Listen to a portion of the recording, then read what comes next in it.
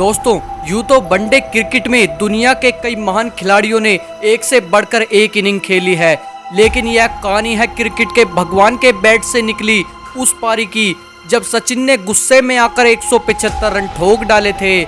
इस मैच में कंगारू गेंदबाजों ने सचिन को रोकने के लिए एडी जोटी का जोड़ लगा दिया, लेकिन इसके बावजूद वह सचिन को रोक नहीं पाए और सचिन के बल्ले ने मैदान पर ऐसा कहर बरपाया जिसे याद कर आज भी कंगारुओं का दिल दहल उठता है। ये मैच था भारत बनाम ऑस्ट्रेलिया। साल था 2009। ऑस्ट्रेलिया 7 मैचों की वनडे सीरीज के लिए भारत के दौरे पर आई थी। दोस्तों, ये वो दौर था जब भारत और ऑस्ट्रेलिया दोनों ही दुनिया की सबसे खतरनाक टीमें मानी जाती थीं और इस दौरान सचिन दुनिया के जिस भी प्ले ग्राउंड पर खेलने जाते थे पूरा ग्राउंड सचिन के नाम से गूंज उठता था। उधर ऑस्ट्रेलियाई टीम में जहां रिकी पोंटिंग के रूप में क्रिकेट का हैवान था, तो वहीं भारत के पास सचिन के रूप में क्रिकेट का भगवान था और पूरे देश की निगाहें इस फाइनल मैच पर थी। मैच शुरू होता है और रिकी पोंटिंग टॉस जीतकर पहले बल्लेबाजी करने का फैसला करते हैं। नवाबों के शहर हैदराबाद में स्टेडियम दर्शकों की भीड़ से खचाखच भर जाता है, जैसा मुकाबला कंगारुओं से नहीं बल्कि पाकिस्तान से होने वाला हो। ऑस्ट्रेलिया की तरफ से ओपनिंग करने मैदान पर शेन वॉटसन और शॉन मार्श आते हैं और इस मैच का ओवर धोनी प्रवीण कुमार को सौंप देते हैं। पहले ओवर से मात्र 3 रन आते हैं, तभी मैच का दूसरा ओवर लेकर आते हैं आशीष नेहरा की पहली ही बॉल पर वॉटसन एक जबरदस्त चौका लगा देते हैं, लेकिन यह चौका महज एक संकेत था क्योंकि कंगारुओं का असली तांडव तो अभी बाकी था। दोनों ओपनर्स शुरुआत में थोड़ा संभल कर खेल रहे थे, लेकिन 5वें ओवर की दूसरी ही गेंद पर शॉन मार्श ने एक लाजवाब चौका लगा दिया और इसी के साथ अपने मंसूबे साफ जाहिर कर दिए। आज कंगारुओं को सिर्फ बॉल के धागे ही नहीं गेंदबाजों के धागे भी खोल रहे थे। इसके बाद वॉटसन प्रवीण कुमार को एक और चौका लगा देते हैं। शेन वॉटसन अपने असली रंग में तो तब आते हैं जब उसने आशीष नेहरा की बॉल पर एक करारा छक्का लगा दिया। इस छक्के से इंडियन बॉलर्स के हौसले पस्त हो रहे थे, तभी वॉटसन अगले ही ओवर में एक और चौका जड़ देते हैं। इस तरह दोनों ही कंगारू बल्लेबाज क्रीज पर अपने पैर जमा चुके थे। अब 10वें ओवर की 5वीं बॉल पर वॉटसन सामने की तरफ एक और लंबा छक्का लगाकर स्कोर को 50 रन के पार पहुंचा देते हैं और इस तरह दोनों ही बल्लेबाज क्रीज पर अपना खूंटा गाड़ चुके थे।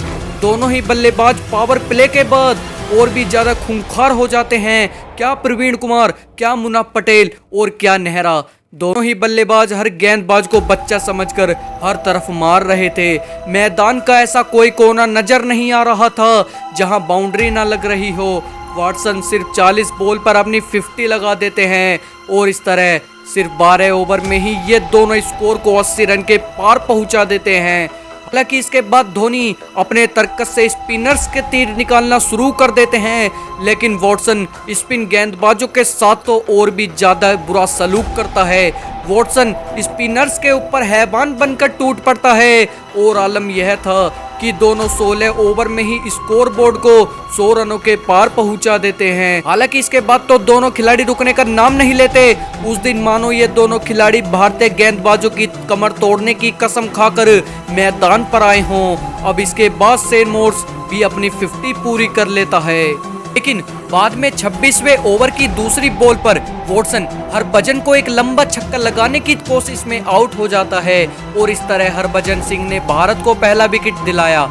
लेकिन अब तक इन दोनों के बीच 145 रनों की साझेदारी हो चुकी थी और इसके बाद क्रीज पर आता है क्रिकेट का वो हैवान जो इंडियन क्रिकेट का काल माना जाता था, यानी कि रिकी पोंटिंग, जो इंडिया के खिलाफ हर मैच में ड्रेसिंग रूम से ही तैयार होकर आता था और इस तरह पोंटिंग शॉन मार्श के साथ अपने पारी को आगे बढ़ाता है और अब यहाँ 35वें ओवर में ही स्कोर 200 रन के पार पहुंच चुका था और अब शेन मार्श अपने रौद्र रूप में आ चुका था। लेकिन उसके बाद प्रवीण कुमार ने पोंटिंग को अपनी स्लोगन डिलीवरी के जाल में फंसा लिया और क्लीन बोल्ड कर दिया। इस तरह 45 रन बनाकर पोंटिंग पवेलियन चला जाता है, लेकिन इसके बाद भी गेंदबाजों की खबर लेने में मार्श ने कोई कसर नहीं छोड़ी और 41वें ओवर में अपनी पहली वनडे सेंचुरी जड़ दी और सेंचुरी जड़ने के बाद अगली ही बॉल पर नेहरा ने मार्श को भी आउट कर दिया। हालांकि तब तक मार्स 112 रन बनाकर स्कोर को 270 रनों के पार पहुंच चुका था। वहीं भारत के सामने कंगारू ने 391 रनों का पहाड़ जैसा टारगेट रख दिया था। और इसी बीच दूसरी पारी की शुरुआत होती है और सचिन और सहवाग 395 रन चेस करने के इरादे से मैदान पर उतरते हैं। सहवाग ओवर की पहली गेंद पर ही जोरदार शॉट के साथ अपने मंसूबे साफ जाहिर कर देते हैं।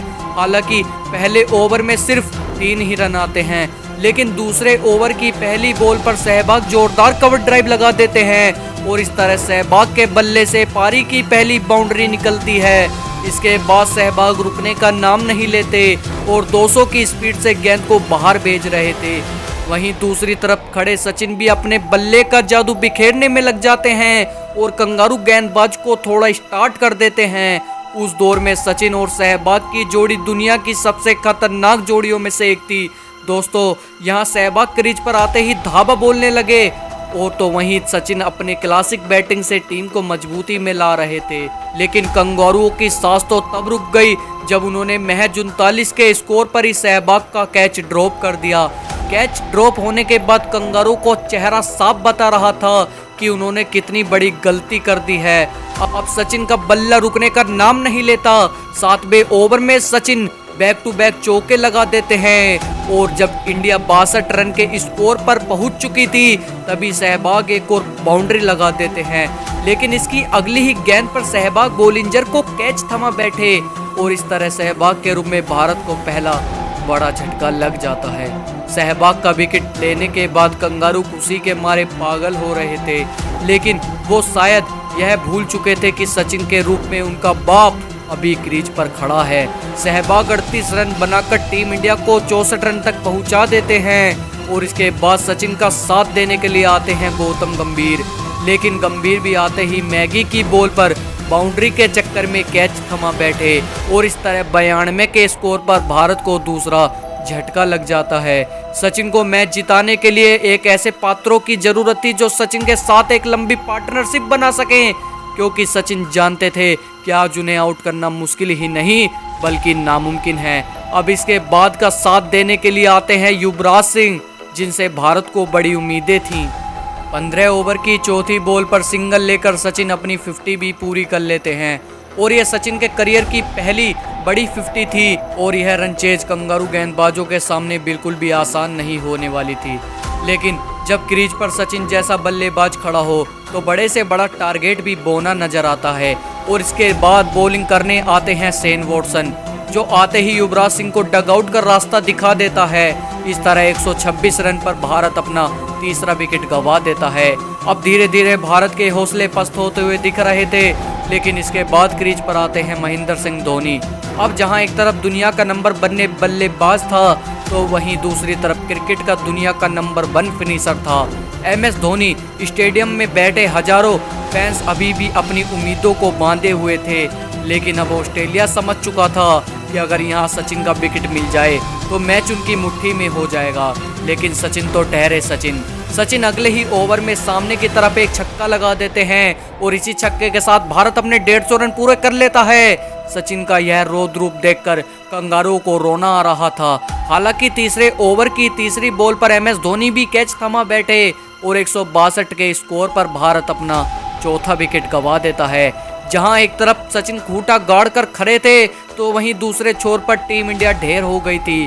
कोई भी इंडियन बैट्समैन ऑस्ट्रेलिया बॉलर के सामने नहीं टिक पा रहा था। हालांकि इसके बाद सचिन का साथ देने के लिए आते हैं रैना, जो कि 27वें ओवर की पहली गेंद पर गगनचुंबी छक्का लगा देते हैं और तभी सचिन भी इस शॉट के साथ अपना शतक पूरा कर लेते हैं और यह शतक सचिन का 45वां वनडे शतक था।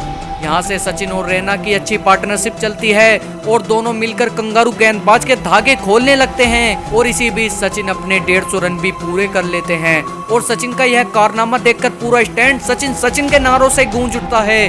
भारत 40वें ओवर तक 277 रन बना चुका था और अभी भी इंडिया को 10 ओवर में ऑलमोस्ट 80 रन चाहिए थे।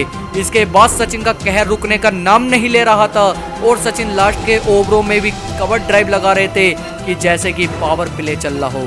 लेकिन कंगारू को इंडियन फैंस की खुशी डाइजेस्ट नहीं हो रही थी और तभी शेन वॉटसन राउंड को आउट कर देता है। और इस तरह वॉटसन सचिन और रैना के बीच चल रही लंबी पार्टनरशिप पर ब्रेक लगा देता है। रैना और सचिन के बीच 137 रनों की साझेदारी बन चुकी थी और जब इसके बाद बैटिंग करने के लिए आते हैं हरभजन सिंह, जहां से भारत को अभी भी 45 गेंदों में 52 रनों की दरकार थी, जिसे सचिन किसी भी कीमत पर बनाना चाहते थे और यह स्कोर आराम से बन भी सकता था। लेकिन हरभजन सिंह आते ही दूसरी बॉल पर वॉटसन का शिकार बन जाते हैं और यहां से मैच जब पूरी तरह फंस चुका था, मैच की पूरी जिम्मेदारी सचिन के कंधों पर आ चुकी थी, जो अभी भी क्रीज पर कंगारू को एक तरफा ढो रहे थे। इसके बाद सचिन का साथ देने के लिए रूविन जूडी आते हैं, जो आते ही कंगारू गेंदबाजों पर भूखे शेर की तरह झपट पड़ते हैं और एक के बाद एक 3 लाजवाब चौके लगा देते हैं।